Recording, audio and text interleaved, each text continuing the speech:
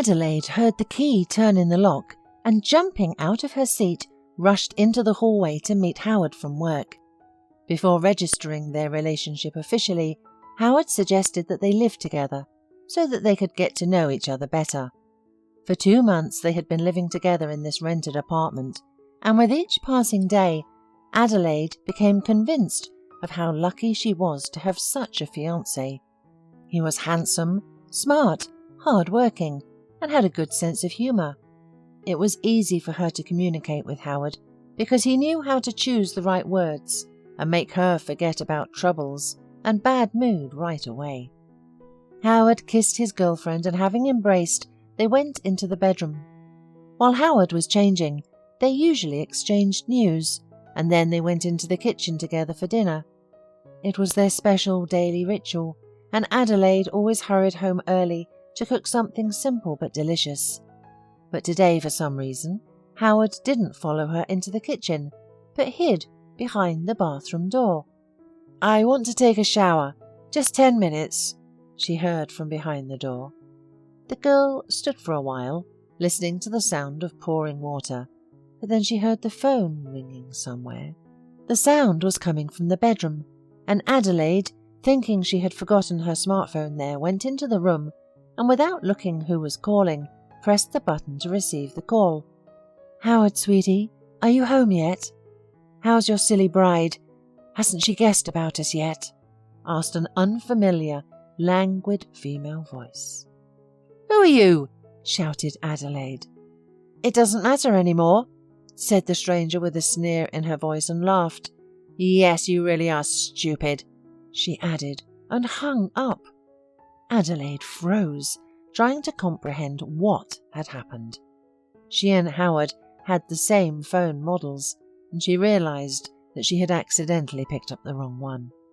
Suddenly, candid pictures of Howard against the silk linen bed began to arrive at his phone almost non-stop.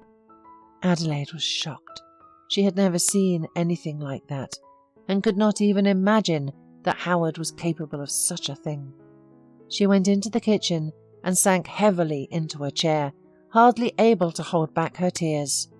She was pained, and most importantly, she did not understand why Howard had hurt her like that. The woman heard the bathroom door slam, and Howard shouted for her to heat up dinner and make him coffee, but she didn't even move. "Have you heard me?" asked Howard, who entered the kitchen. "Make some coffee. I'm going to work on my computer for a little bit before I go to bed," he added grudgingly. "Let the one you're posing for without clothes make it for you, sweetie," she replied and grinned.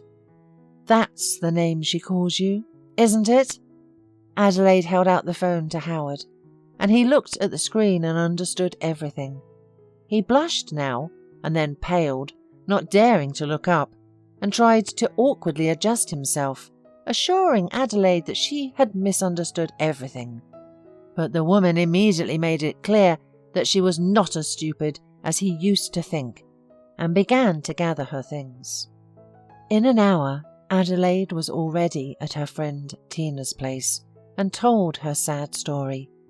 Tina comforted her and offered to stay with her for a while. "Honestly, I was very upset when you got involved with this Don Juan," encouraged Tina's friend. "I've never liked your Howard because he was too sweet and sugary." Howard called several times until Adelaide couldn't stand it and blocked him. But Howard didn't calm down and started sending her emails. "Adelaide, in general, I haven't done anything wrong. Yes, I made a fool of myself, but to who doesn't this happen? I have truly repented, and I think that breaking off a relationship a month before the wedding is silly. Forgive me, honey." Adelaide stubbornly refused to answer, and when Howard finally realized the pointlessness of his attempts, he said offensively in the last letter that he did not want to communicate with her anymore, and she herself had pushed away her happiness.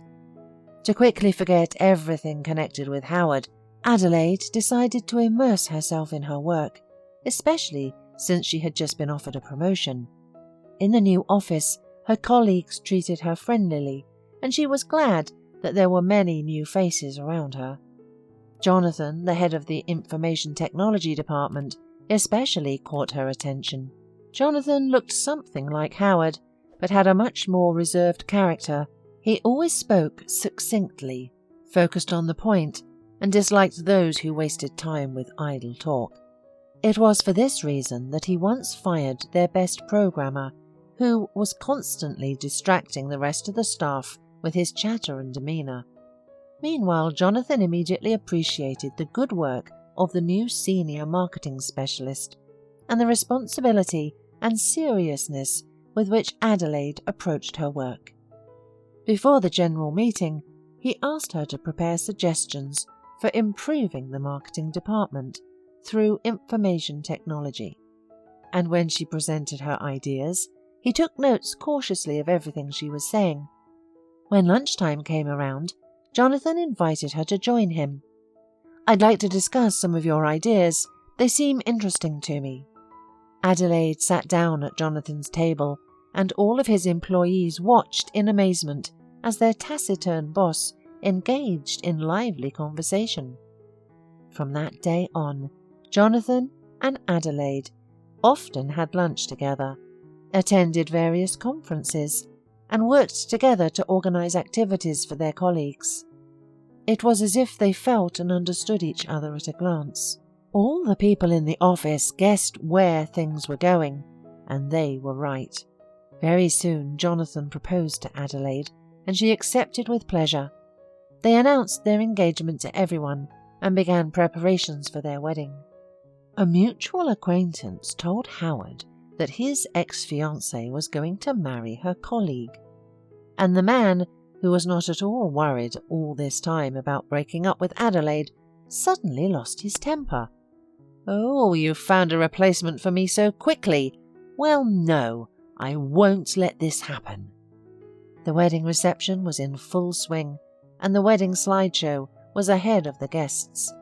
But just before the banquet began, Howard had sneaked into the equipment room unnoticed, and now, when the first slides were shown, the guests froze in amazement. Images of Adelaide in revealing outfits and provocative poses appeared on the huge screen. Even the master of ceremonies, who was going to read the text to his slides given by the newlyweds, was so confused that he could not utter a word. There was a frightening silence in the hall. Jonathan, seeing the horror on Adelaide's face, resolutely took the microphone. "Dear friends, my wife and I have decided to make an original show and have chosen the most extraordinary shots. I hope you appreciate our joke," he said quietly and smiled. Jonathan smiled throughout the show, as if it had been intended, and at the end he bowed jokingly. "Thank you for your attention. I was provably a little overzealous in picking over the pictures, but let's thank the person who came up with this photo montage and Photoshop." The guests sighed in relief, and Jonathan, gently kissing his wife, asked her to dance. "Forgive me," Adelaide almost sobbed on her husband's shoulder. "I don't know who decided to play such a cruel joke on me." "Darling, I only care about our present and future, and let everyone else be jealous now that I got such a stunningly beautiful woman." "I love you," was all the woman could answer. She kissed Jonathan fervently, and the guests broke into a standing ovation. Howard became angry when he realized that his events to disrupt the wedding, or at least embarrass his ex-girlfriend, had failed. He was sitting glumly in the living room of his mistress, who had caused his breakup with Adelaide, and he couldn't understand why his insidious plan had failed. Seeing that Howard was somehow too upset about the whole situation, his mistress advised him to calm down and not waste his energy on those who were not worth it.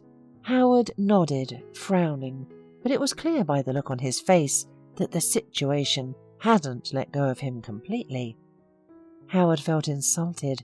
He did not see anything wrong in his betrayal, but Adelaide leaving him for another man had hurt his self-esteem. Besides, Adelaide had always made much more money than he did, and after her leaving, Howard's financial situation worsened greatly, and this irritated him most of all. 6 months passed. Jonathan was sitting in his office when he received a report of a visitor. Just by looking at the man, he realized who was in front of him. Only his wife's former boyfriend could have that angry and appraising look. "Good evening. What is the question you have for me?" asked Jonathan politely, pretending not to guess anything. "Well, how are you? Have you caught your wifey on the hot stuff with some young guy?" smirked Howard. She wasn't usually letting anyone pass by her tenacious manicured hands. "Why do you think she was transferred to another office?" "What's the purpose of all you're telling me?" replied Jonathan calmly. "To let you know who you're living with," shouted Howard angrily, and not being able to stand Jonathan's calmness, swung his arm at him. Only he didn't know that Jonathan had boxed in college, so it wasn't hard for him to knock Howard to the floor with 2 sharp blows, making him squirm in pain. "I know who my wife is, and I know who you are," Jonathan said slowly. "Take my advice. Get out of here while you're still in one piece, and don't you dare open your dirty mouth about my wife again." Howard, without saying a word, left the office. Once again, he didn't understand why his plan to defame Adelaide hadn't worked. But he wasn't going to back down. Howard began to send letters to Jonathan, describing the adventures of his wife, accompanied by obviously hastily photoshopped pictures. To his upset, Jonathan realized that Howard had not heeded his advice, but he did not tell his wife anything. She was already pregnant, and he did not want to upset her. 2 weeks later, when Adelaide saw Howard's face on the news, she called her husband in horror. "What happened? Who is he?" quietly asked her husband, getting ready for work. "It's him, my ex," Adelaide replied in shock. Meanwhile, the news channel announcer reported that the cause of the car accident that had occurred 3 days earlier was a manufacturing defect in the car's brakes.